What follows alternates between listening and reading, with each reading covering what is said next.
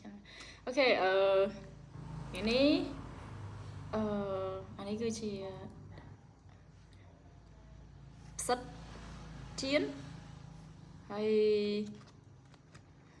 ចង់និយាយពីអីអានេះទៅសក់អានេះការ៉ុតហើយអានេះទឹកសៀងហើយយើងដាក់ជាមួយនឹងនេះខ្ទឹមជ្រក់ហើយយើងដាក់ចេះមកដាក់ជាមួយនឹងខ្ទឹមជ្រក់ចេះមកហើយបន្ទាប់មកទៀតគឺយើង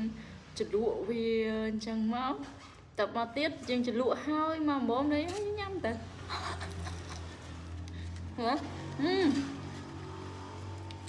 ឆ្ងាញ់ណាស់ហើយតាម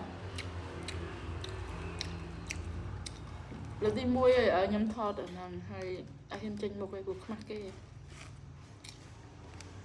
គាត់ហើយនេះសក់នេះយើងចុចចេញមកបើអ្នកអត់ចូលចិត្តខ្ទឹមជ្រក់ទេមកចាំដាក់ក៏បានដែរទៅទឹកសៀងទៅទេណា